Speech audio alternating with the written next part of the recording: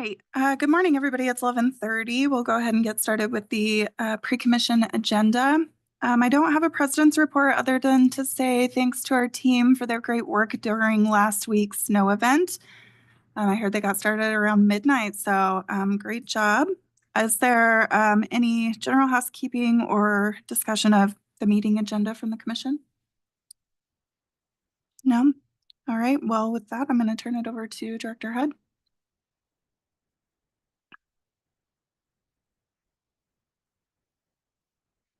Hello, Madam President, Commission. It's always a pleasure to see you and share the good information and the good things that the team is doing. We have a couple good updates for you today.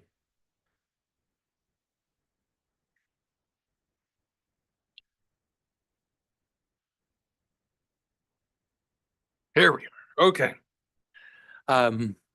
It's always fun to continue to focus on building together, building safe, and building more. The team is always emphasizes this. They look at what we're doing to make sure that we're always following these top priorities. From the safe perspective, as noted, the team was working hard over last weekend, and we expect to start again tonight at midnight as pre-treating the roads for tomorrow's storm event. With the cold weather, we do expect the snow to stick, and so we're always hopeful. We cross our fingers, and my kids, they do this like backwards and spoon under the pillow for snow days. We kind of do the same, but hoping for no snow. So I guess we're counteracting each other that way. But we are anticipating some more weather this tomorrow and into the weekend, and we are hopeful that and know that we are prepared for that. So wanted to update the commission on a project that's we're preparing to do this spring. 8th Street or Sunset Peak Road is a road that kind of comes up out of the north end. It's important from a recreational perspective and access to the Ridge to Rivers trails. It's used heavily by the neighborhood there from a recreational perspective, but it also takes some damage and requires a lot of work at this point in time. And so we have ongoing washboarding and rutting, drainage, dust. We have some neighbors who when they built that extension of Highland View over and across to Braymere, they relocated this road a little bit closer to the houses, and the type of dust that's there is pretty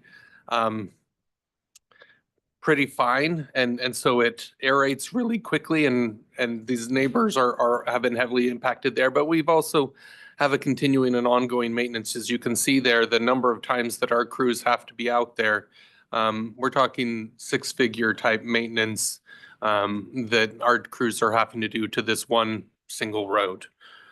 As we've looked at various different options, we've identified what's called an auto or not a seal that we could apply to it, and that would allow the road to function a little bit, require less maintenance, and but still keep a little bit of that rural feel that's out there of more of that country or foothills type road. This is the section that we are looking to apply it. It's about a 1.3 mile from the current end of pavement up to the water tower there. The total road's about 3.1 miles that's unpaved, but we're only recommending to this one portion. So what is an auto seal? It does improve the roadway and address issues. What we're talking about is generally you remove some of the fine material that's there, put in rock, and then you put kind of a layer of oil and rock mixed on top of that. We're anticipating that this will reduce our maintenance burden by about $65,000 a year, just by making this change. It'll take about 4 years to break even. It's about a $250,000 improvement with the materials that we have, and our crews are able to do this. But we think those savings are significant and will allow our crews to be other places instead of maintaining this one road.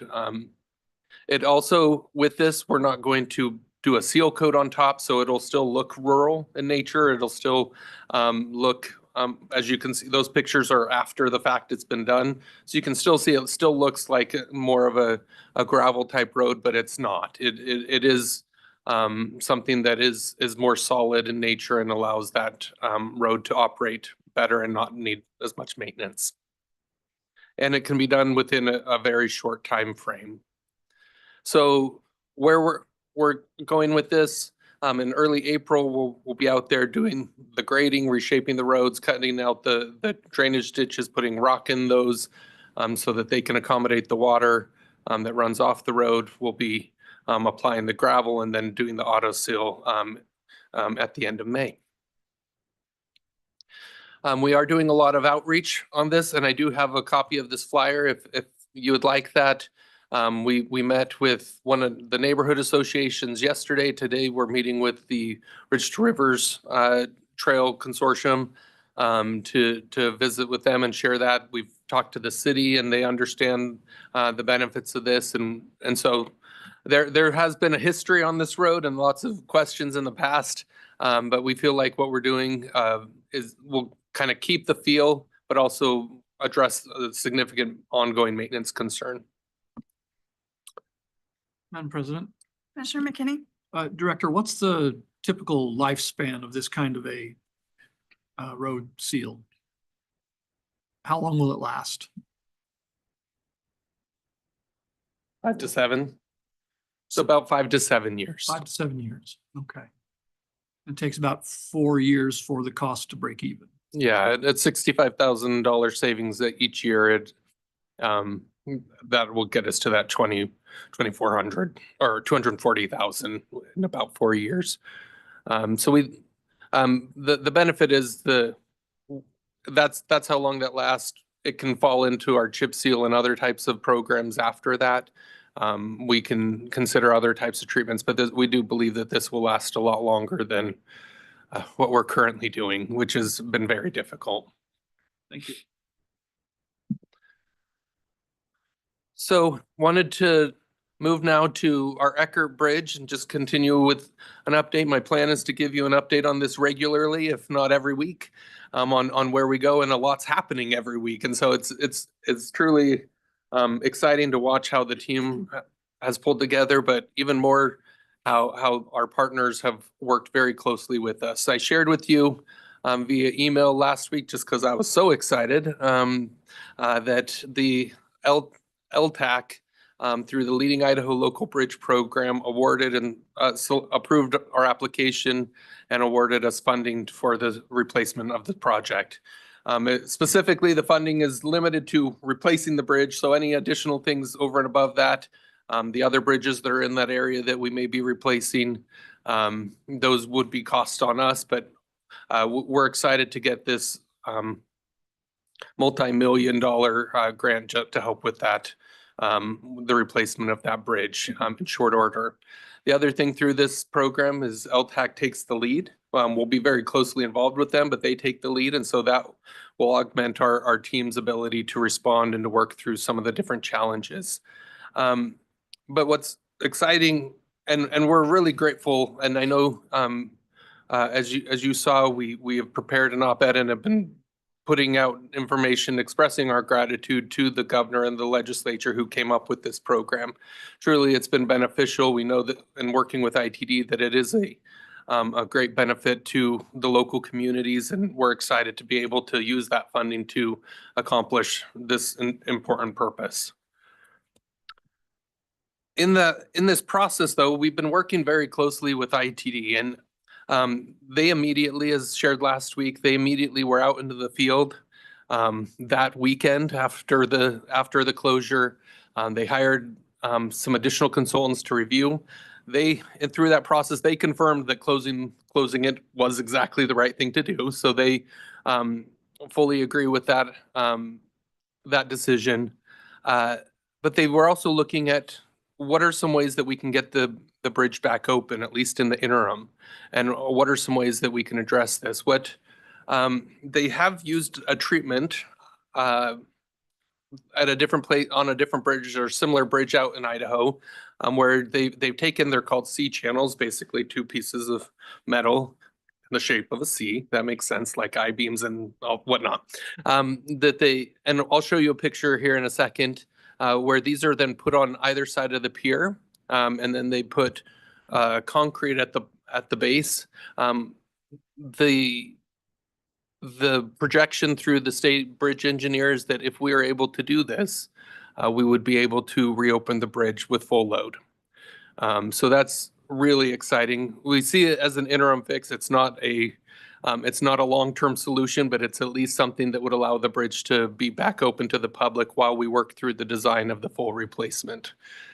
ITD has been helping us through this process, things that they're able to secure without, and so they were able to secure the materials for this for us. We've been working very closely. The estimated cost for this interim solution is about $500,000, $400,000 to $500,000. That includes reimbursing ITD. They are actually bringing in their experts from across the state who've worked on this and to work with our crews to do this work. So really it's materials and some time that cost would be.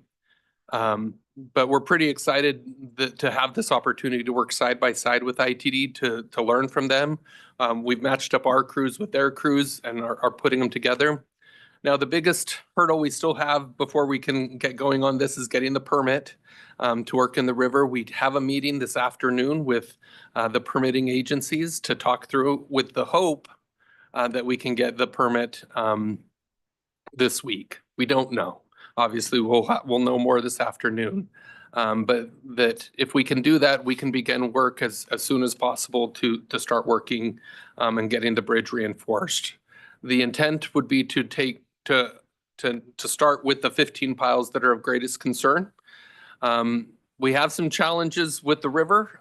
We've also met with those who control the water going in the river. They are expecting come March that they will probably need to start allowing more water out.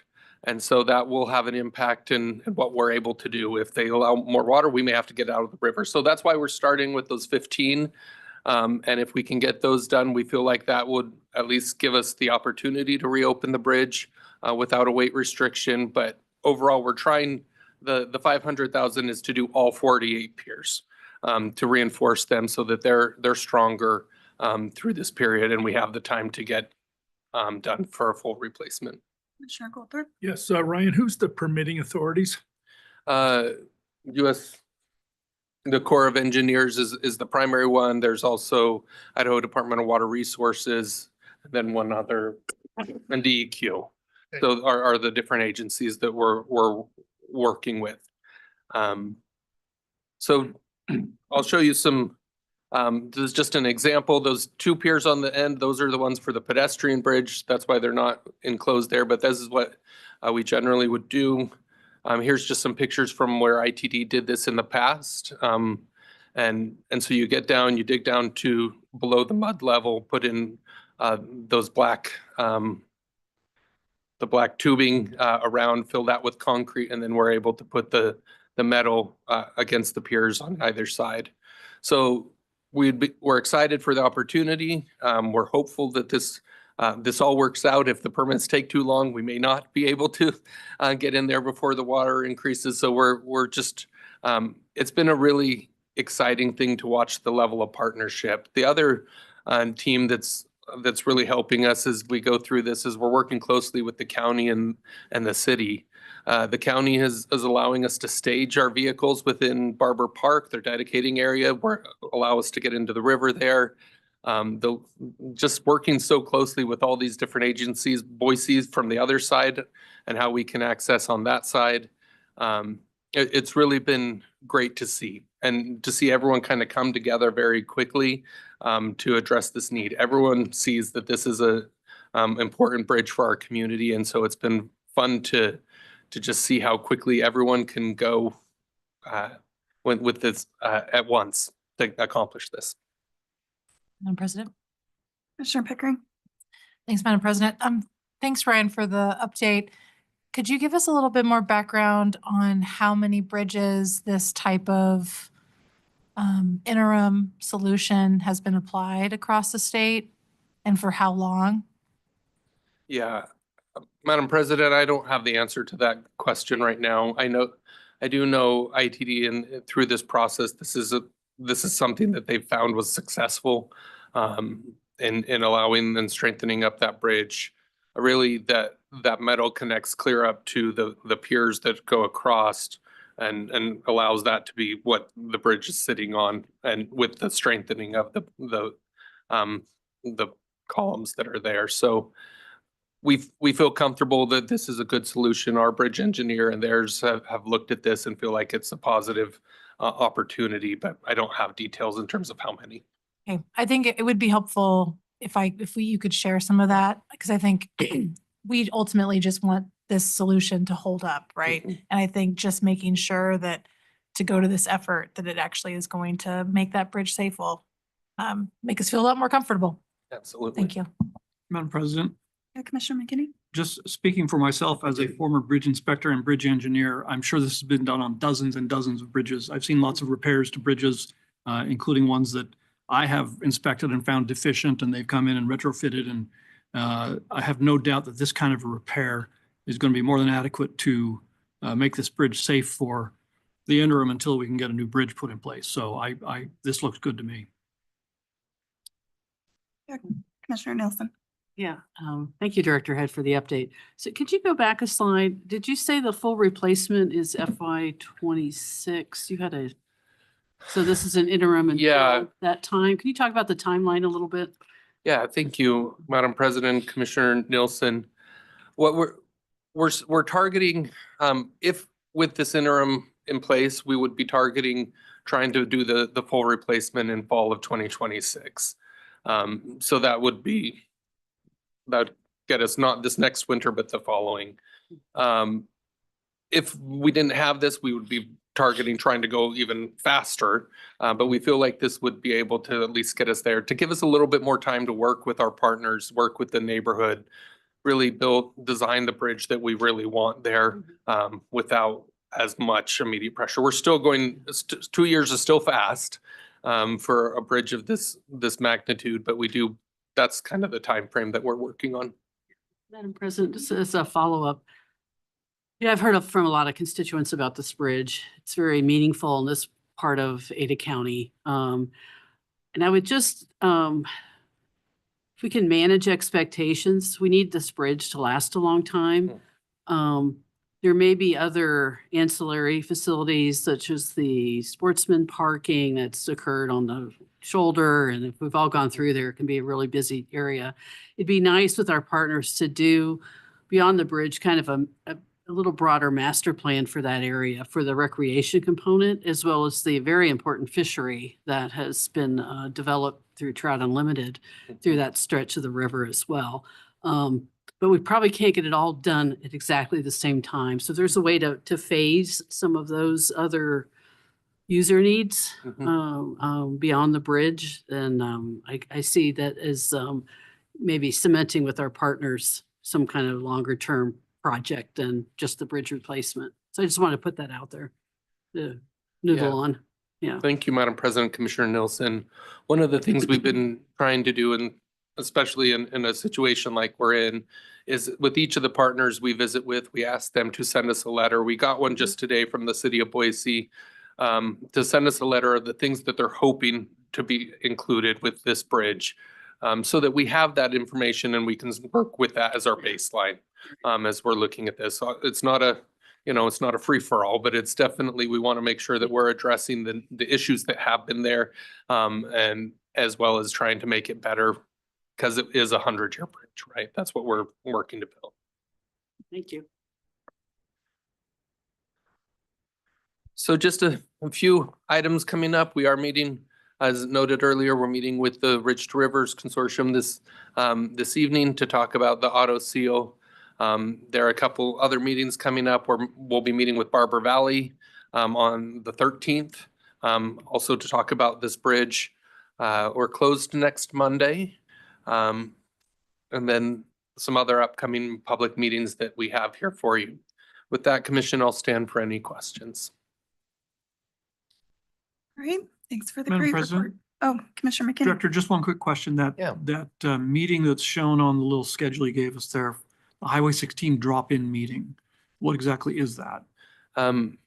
Madam President, Commissioner McKinney, that is, I believe it's an ITD meeting, that they're having a drop-in to talk about the project, the construction So work. they're coming here just to talk with. Not our here, people. they're holding a meeting. We can get you the details if you'd like to attend. Okay, But they're holding a public meeting, where people can just drop in and ask questions and learn more about what's going on with Highway 16. okay. And do you know where that, is that at ITD headquarters? We'll send you all the Okay. details. Thank you. Okay, thank you. Thank you. All right, with that, we'll be at ease until noon.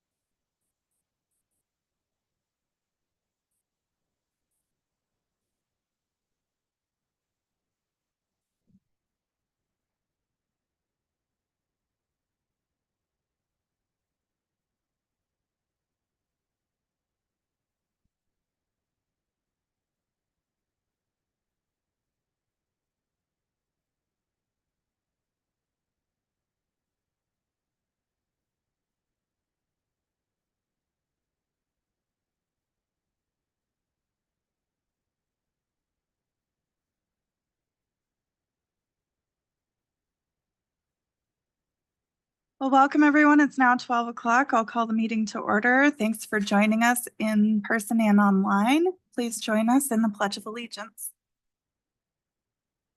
Pledge allegiance to the flag of the United States of America and to the republic for which it stands, one nation, under God, indivisible, with liberty and justice for all. All right, the first item is to adopt the agenda. Is there a motion? Yes, so moved. Second. All right, we've got a motion and a second. Any discussion? All those in favor? Aye. Any opposed? All right, next order of business is the consent agenda. Items on the consent agenda are considered to be routine and will be enacted by one motion. There will be no separate discussion on these items unless a commissioner or citizen so requests, in which case the item will be removed from the consent agenda and placed on the regular agenda. All consent agenda items are commission action items unless noted. Do we have any requests? Madam President, Commissioner McKinney. I would like to request that items 3, 4, and 6 be removed from the consent agenda so that we can have a discussion of them. And otherwise, I would move that we approve the remainder of the consent agenda. Okay. I'll second. All right, we've got a motion and a second. Any other discussion? All those in favor say aye. Aye. Aye. Any opposed? Motion carries. All right, we will go with number 3 on the consent agenda for number 1 on the regular agenda. That's a temporary employee services agreement extension request for approval. And Commissioner McKinney, I'll let you go ahead and Yes, open with your questions. Thank you, Madam President. My primary questions relate to really just kind of making sure we're getting the bang for our buck. That's my concern here. The contract amount is around $1 million. And it looks like, based on a schedule that I've been given, that the well, perhaps you can talk to us about this. I don't know if you have specific information you'd like to share based on my initial questions. Yeah, for sure. I'm happy to. Thank you for having me and thank you for the questions, Madam President, Commissioner McKinney. With our temporary services, in terms of those breakdowns that you see with our construction and maintenance workers, those temporary employees will consist of mostly our maintenance operations, people that are helping with chip seal, doing crack seal assistance, things of that nature. Technical workers, those are typically our interns that we bring on staff just through that mentoring program. And then, of course, our office workers, our office personnel that we may need intermittently while employees are out on leave or something of that nature. Okay. And what's the difference between the ACHD versus vendor? Yeah, so the difference between those two is if we do our own recruiting and we send those employees to Personnel Plus, we pay a reduction. If Personnel Plus sends those employees to us, then we do pay a higher markup for those employees. But keeping in mind that we have several of our temporary employees that do come back year after year. And when those Personnel Plus employees do return to ACHD, they lower the cost to us as if they were an ACHD find. Okay. How do these numbers compare? For example, I'm looking here at the markup, so I'm assuming this is the per hour rate, right? So whatever the employee gets paid, if it's a construction or maintenance worker that's provided by the vendor, we pay an additional 32% above their hourly rate. How does that compare to our cost if they were direct employees of the district? Yeah, Commissioner McKinney, it's considerably less because when we go through the temp agency, the district is not paying the workers' comp, the benefits, all of those perks that we get as an employee. But also we're able to pay these individuals at a lower rate of pay in addition to not covering the benefits. So in other words, the temporary employees have a lower hourly rate, generally speaking, because they're temporary. And so the result is that the And we've got percentages here for the temps. Can you put this in numbers for me? What's the additional cost for an ACHD employee, a regular employee, with those things that you mentioned, workers' comp and so on and so forth? Do you have numbers you can give me on that? I don't have specific numbers that I can give you, but I can get those to you. Okay, I can give you hourly rates in general terms, but because the positions are so diverse in what we may need them for, it's really difficult to put an hourly rate or a number on that. okay. Well, for future reference, I would like to see that just generally, just to know, so that I have the picture of what we're looking at to make sure that we're getting what we need. So, Certainly, thank you. I appreciate that information. of course. Commissioner Nielsen? Hi, Jen. Thanks for getting, I looked at the total hours we're purchasing and that seemed reasonable on just an average cost considering the variety. The one comment I wanted to make, since this would be the second year in a row, that if there is some positions, like administrative, I'd like to see the district, whenever we use public dollars, I like to stack public benefits. If there's some of the groups that provide disabled individuals, so they get some temporary employment or whatever, I would encourage you to see if that's a good fit with our needs as well. Absolutely. Had good success with that in the past, but thanks for doing this. I'm ready to make a motion. Oh, yeah, I'll move that we approve the temporary employment services agreement extension. Second. All right, there's a motion and a second. Is there any more discussion? Seeing none, all those in favor? Aye. Any opposed? Motion carries. Thanks, Jen. Thank you. All right, number 4 on the consent agenda. Now number 2 on the regular agenda is a bid award for 16th and Washington signal to RRFB conversion, ACHD project number 325003.007. Hi, Matt. President Gold, Commissioners, for the record, Matt Deegan, Manager of Safety Engineering. Commissioner McKinney, did you want to? Yes, thank you. And I guess my thoughts on this, we had, and I know the reason for this, what we're doing at this intersection all stems from the tragic auto pedestrian accident that occurred there a few years ago. And my thoughts on this are not primarily, well, first of all, from your standpoint, the scope of the project is we're doing some bulb outs on Washington Street at the intersection so that parked cars can't block visibility. We're doing raised crosswalks on 16th and also on Washington. Or is it just on 16th? Just on 16th. Just sir. on 16th, okay.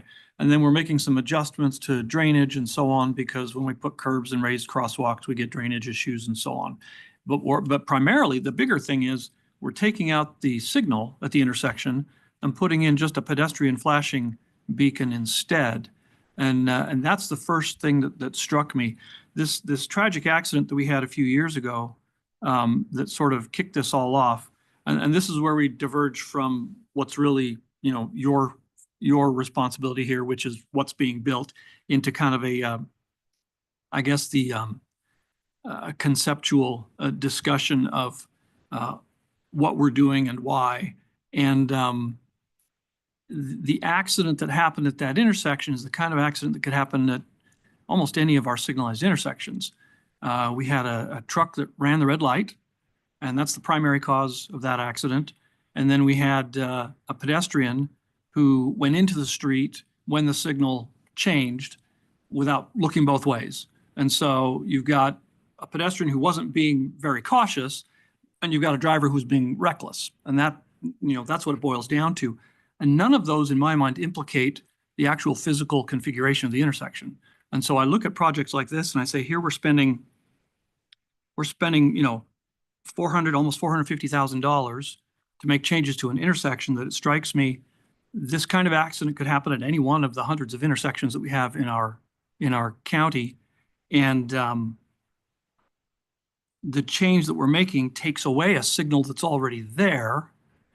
And I would imagine there would be lots of places, and there are lots of places, where drivers may just go right through a pedestrian beacon. And I realize that the raised crosswalks are intended to help diminish that. But in all of this, I kind of get back to it. It's kind of like this.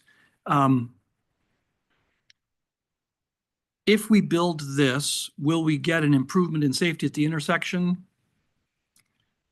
Probably, maybe. It's going to be hard to quantify and say, yeah, did we get an improvement?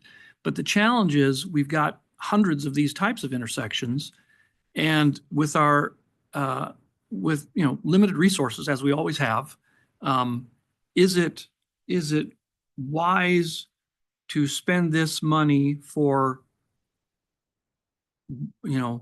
improvements that are we going to get anything, as opposed to focusing on places where we know there are deficiencies? I look at this intersection, I don't actually see deficiencies in the way it currently exists. And that's why, these kinds of projects, this is the only time we get a chance to talk about them, because they only come up to us when the bid has gone because of their size. But, $1 million here, $1 million there, it gradually adds up when we're doing projects of this sort. Nobody wants to be against safety, and nobody's against safety. The question is whether the incremental benefit we get here and there is worth what we're spending in each given location. And that's kind of why I wanted to bring this up, because I'm concerned about taking out a signal that has a pedestrian walk signal already. So we're spending a lot of money to put in something that we think might be as good as what we've got now. We think it might be a little better, but in any case, we've already got something there that's intended to do what this is intended to do. That's my concern. Madam President, Commissioner McKinney, if I may, I just want to address a couple of things with regards to this particular location. And I always caution any discussion about a crash that occurs. We don't always know the details. We've learned some things, and we try and learn from what we hear from the police, but we're definitely not the ones on the scene or able to do that. But in this particular location, there are some features there that we do believe that this will make a very positive impact from a safety perspective. I've sat at this intersection and observed it for a period of time regularly, and I mean regularly. There are people who either look past the light to the next light and are looking ahead and go straight through the intersection. I've seen people stop, and when the next light turns green and it's red, they still go. So that's one of the unique challenges of this, having intersections that are so close together here. This intersection also receives a lot of traffic from Boise High School. A lot of students walk back and forth, including my own children, walk back and forth between the high school and the Albertsons that's right there. And so there is a lot of foot traffic in this area. One of the benefits we have in looking at this particular location, by having the RRFB there in lieu of a signal, there's not an assumption that people are going to stop.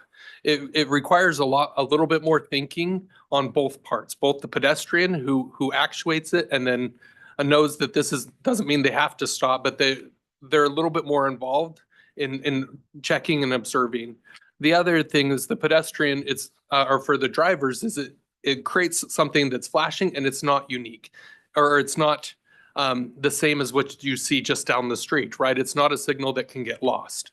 And so staff has been very deliberate. Our traffic engineers have looked at this, and anytime we have a signal that doesn't necessarily meet the warrants for a signal being there, we find that it's usually safer to actually remove it. And so that's where this situation is a little bit different than other signals that we have throughout the county. It's a pretty minor intersection, was probably put in with the development when Albertsons went in that location and was a requirement there. And so we do believe that this situation is unique and that this improvement is warranted for those reasons. Commissioner Pickering? Yeah, Madam President, I would move that we approve the bid award for 16th and Washington signal to RRFB conversion ACHT project number 3250-03.007. There's a motion. Is there a second? Second. Thanks, Madam President. Just quick point, please. Thanks, Director Head. I just want to share that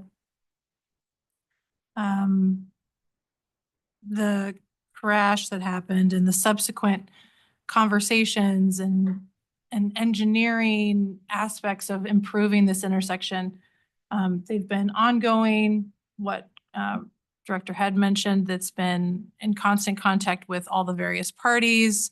It kind of defies like what we normally do because the nature of the driver behavior and the pedestrian behavior is so context specific in this intersection.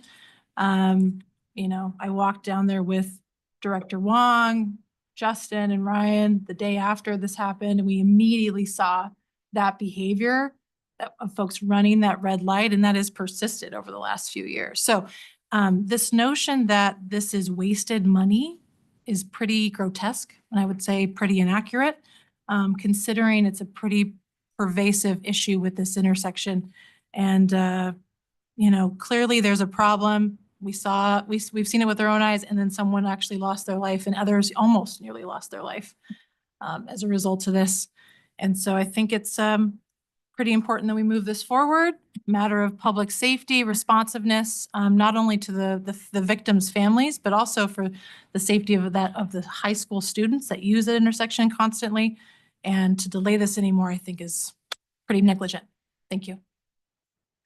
Commissioner Goldthorpe. Yes, I've had over the last year or so, the same questions and concerns that Commissioner McKinney verbalized, but I've had enough discussions with the professionals here to have understood already what we're proposing and what's going to happen. And so I will absolutely defer to their judgment and agree with this particular motion.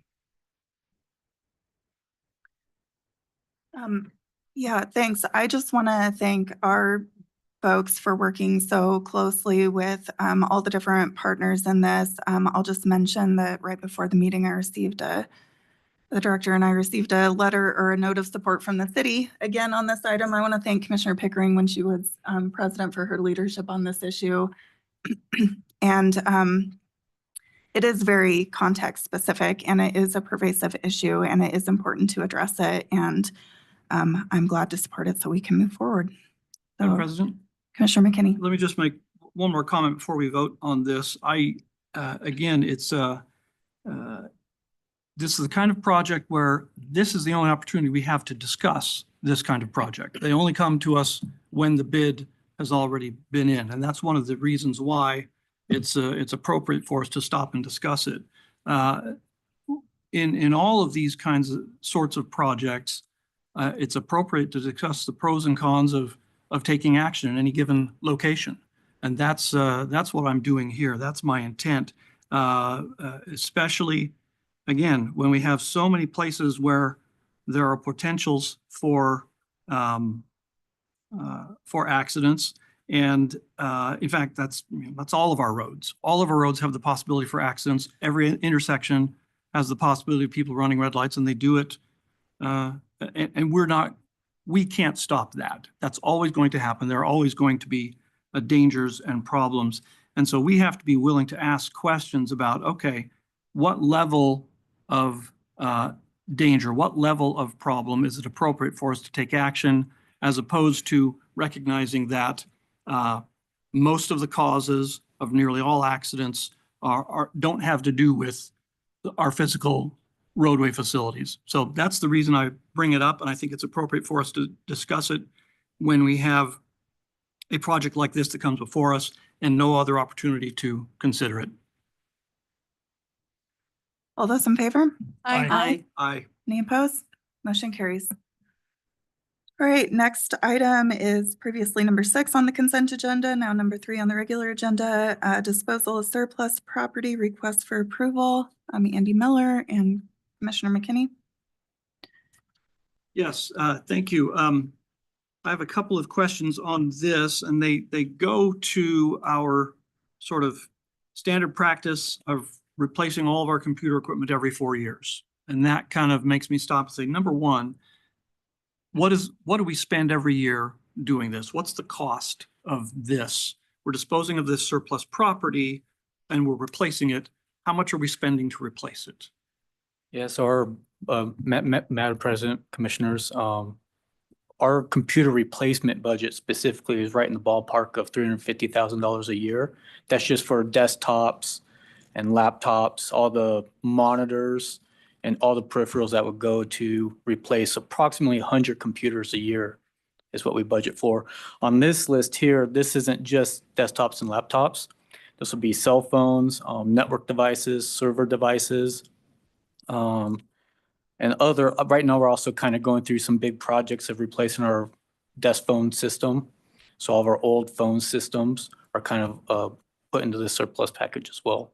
Okay, so so then what's the replacement cost for all of these things that we've got here on this surplus list? I don't have that number right now, but I can certainly get that tallied up and provide it to you. Because it looks like, and if I'm, let's see here. Because I guess my question is this, and this goes to the whole, program of this, replacing 25% of all these things every year. Do we analyze this? And again, this is kind of a conceptual question, looking at the very top of the thing. Do we look at these things in terms of priority? That is to say, some of our computer systems are more critical than others, right? Some of our IT infrastructure, servers and so on, for example, for the Traffic Operations Center, it plays a far more critical role than an ordinary desktop computer for a typical, worker in the office. And yet it appears that we've got it all in one lump and we're replacing all of it every 4 years. Have we done a full-on cost-benefit analysis to look at the maintenance costs versus replacement costs and find that, we're being the best stewards of the taxpayers' money by doing it every 4 years? Or is there some of it where it would make more sense to say, no, we can save the taxpayers, this much money if we replace these only every, 6 years, for example? I'm just, pulling numbers out of the air because I don't know the details, but that's kind of what I'm asking for. And have we done a full analysis of that to make sure that we're getting, full use out of the things that we buy? Yeah, yep, Madam President, Commissioner McKinney, yes, we do. We do analyze that. And if you look on the spreadsheet anyways, we put a purchase date for all these line items. There is a purchase date, and you'll see that some of these purchase dates, they go back as far as, I think I saw one in here as far as like 2016. There's some 2018. So you'll see some of this stuff is well over 4 years old. So this isn't replacing necessarily everything or all 24% or 25% of our equipment every year round. A lot of this stuff is stuff that has been in place or in service for up to 10 years or even more in some cases. For example, like there's a 2018 here under some laptops. I guess I don't have page numbers on here, but several items that were purchased back in 2018. So those are now pushing, like 7 years old right now. Here's some 2010s towards the last page. So those things have been in service since 2010 or when we originally purchased them. Okay. So the summary report that I'm looking at, it indicates that staff computer systems are on a 4-year life cycle plan, which averages 25% being replaced each year. So what you're saying then is that some in fact go much longer than that. And how do we differentiate? Do we only replace them when they actually have no longer working properly, or do we just replace them as a matter of course? Yeah, it's more as a matter of course. We want to replace them on a 4-year cycle if we can, if our resources can keep up with that. We will prioritize the significance of the PCs. If there's a PC that's only, let's say, 4 or 5 years old, but still functioning well, but we got some other PCs in critical areas. Like right now, we're analyzing and looking at the TMC computers because of the new Franklin site that's coming on board. And that TMC is getting a big renovation, and it's gotten a lot more tech and cameras that they have to support. So we're looking to replace those ones now while allowing other computers to maybe run their life cycle of 5 or 6 years if needed. So we are certainly looking at the prioritization based on demand and mission before we replace systems. Okay, so then my initial comment, though, what you're saying is that's mistaken, that we're not just routinely all desktop computers in administrative offices and so on just automatically get replaced every 4 years. That's not the case? That's correct, yeah. Okay, all right. The findings given here indicate that the identified hardware is either inoperable or no longer adequate. Can you give me the relative proportions? What proportion of this stuff is inoperable as opposed to just not technologically adequate? I'm not sure about proportions or numbers to give right now, Commissioner McKinney. Is it half that's inoperable? Is it less than half? Is it?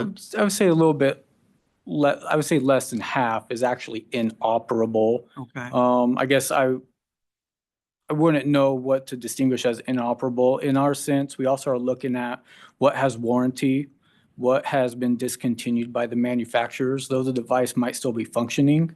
If the manufacturer has discontinued that item, it no longer is getting security updates, which will give us a vulnerability on our network infrastructure if there's no new security updates being pushed to that device. So we will consider that as inoperable. And we'll pull that off and put something more modern in place that is under warranty and getting security updates from the manufacturer. So I would say less than half is inoperable.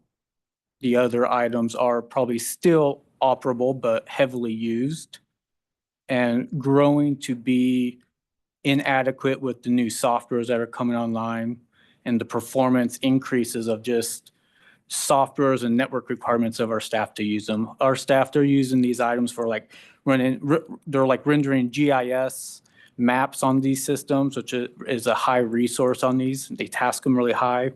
Autodesk, as they're building and doing like these things like bridges and roads, and they are resource intensive. In the world of technology, these items kind of deplete in value quite quickly as new technology emerges quite rapidly. Okay. Well, no, and I understand what you're saying. I absolutely, we need the facilities to do our job. At the same time, it would be unwise to simply, well, I mean, part of what we're dealing with is the sort of planned obsolescence of computer equipment generally, that, you know, new software is always coming out and always updating, and they're always saying, oh, well, you got to get the new system to run the new software. I understand that. I also understand the computer demands of GIS systems and CAD systems and so on, that that you've got to have computers that can run the software as needed. I do wish that I had a full number, because you gave me 350,000 per year. Perhaps our staff can help me out and give me a more complete number on, you know, what it is we're spending and how we are, you know, deciding which categories to replace in a given year. That would be helpful. I'd just like to be able to see that. And I don't know if we have that information handy. I guess in this case, you know, I'm not gonna stand in the way of that, but for future reference, I would like to request that staff provide us with, you know, additional information on the criteria that we're using in deciding how much to spend each year on these systems. So thank you. I appreciate the information. With that, Madam President, I would move that we approve the disposal of surplus property as presented. I'll second. All right, we've got a motion and a second. Is there any other discussion? All those in favor? Aye. Aye. Aye. Any opposed? Motion carries. That moves us to what is now number 4 on the regular agenda, property exchange 6245 San Luis Way in Boise, request for approval. This is a public hearing, so I will open the public hearing. Mr. Dave Serdar.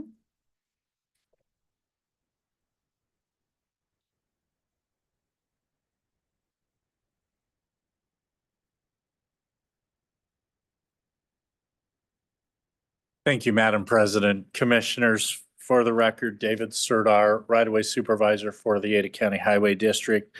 This is a public hearing for declaring a property surplus for an exchange. This public hearing is to comply with state statute and allow for public comment on the transfer. This property was purchased as part of the Lake Hazel and Cloverdale intersection project. ACHD proposed exchanging the properties in lieu of relocating the Islamic Center. ACHD purchased the adjacent property to mitigate the loss from the project. The Islamic Center is an adjacent property owner, which ACHD would have been required to offer as part of the disposal. Here is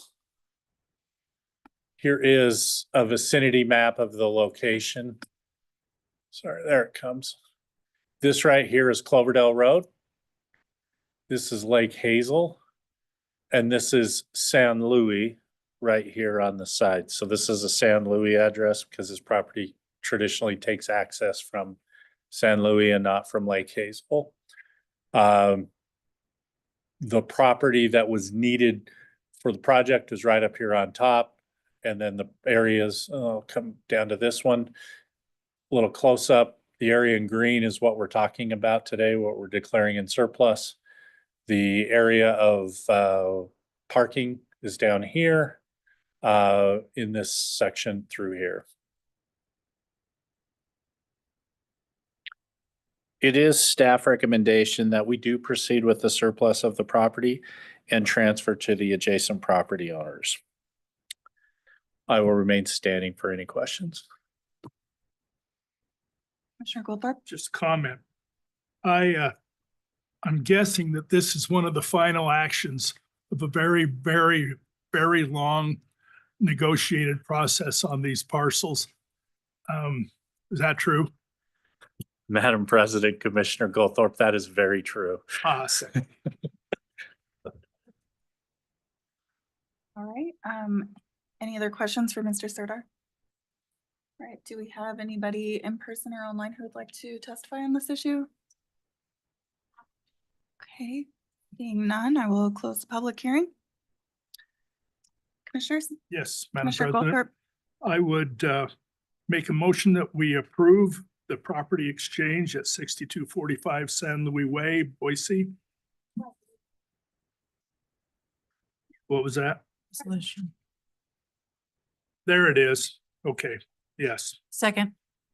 Okay, we've got a motion and a second. Is there any other discussion? Okay, all those in favor? Aye. Aye. Aye. Any opposed? Motion carries. Thank Good you. work. All right, next item is our post-commission agenda. We have an executive session. We have public communications. It's No, after. they did it after. What's that? Okay, it's just listed after on the agenda. Could we do, That's okay. We will do public communications before the post-commission agenda. Do we have anybody present who would like to speak to the commission? Please come up to the podium and state your name and address for the record.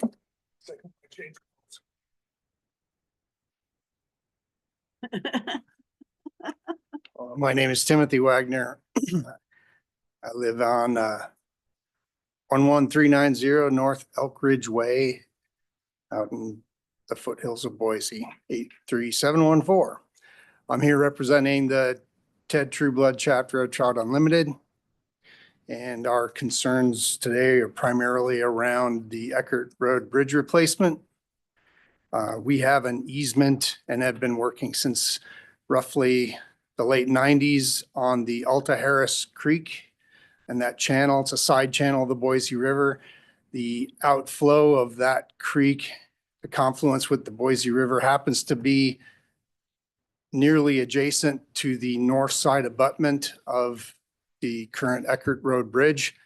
And we're mostly concerned and want to make sure that we're involved in the process for the reconstruction of the bridge to make sure no adverse effects happen to set us back any further on that creek and the easements that we hold there. And I believe a letter was sent to basically all the commissioners and practically anyone who ever had bridge in their title. Great, thank you. We did, or I'll speak for myself anyways, receive your letter and appreciate you coming today to make sure that we've got it and that your concerns are on our radar. Diane over here is leading the project, and if you want to touch base with her, and we'll make sure to, keep you connected and in the loop as we move forward. Madam President, Commissioner Pickard. I just want to say thank you for sending that letter and being so mindful about this bridge project. I think oftentimes with things like this, other groups, especially when it comes to the, waterways and conservation-minded folks, that sometimes this doesn't get on their radar until at the very end. So really excited to have you at the table, and making sure that this, once in a generation bridge is going to work for not just folks that travel above it, but also species and things that go below it. So thank you for that. Thank you. President. Commissioner Goldthorpe. Yes, what Alexis just said. Commissioner Nielsen. Yeah, and I just want to thank you and Andy for just literally decades of work on this segment of the river from when, gosh, when did I move here? 96, and worked for Ada County, whole issues with Barber Dam and all of that. The chapter was always present and always doing restoration work, and that that fishery is just represents just a ton of work by, I don't know, hundreds of volunteers, maybe over It the is, yes. decades. So, yeah, And a lot of cooperating agencies. yeah. And so thanks for staying in, being present and coming today and thank you for the letter. Thank you, Yeah. Madam President and Commissioners. Madam President, Commissioner I McKinney. think it would be helpful if we, just at this point, make sure we identify which member of staff would be the appropriate contact to make sure he's kept in the loop. That's Yeah. Diane. So, okay. Yep. So, yeah, as long, we'll keep you in the loop. Thank you very much. I appreciate it. Thank Have a you. good day. You too. Thanks. All right, then with that, we're adjourned. Thanks all.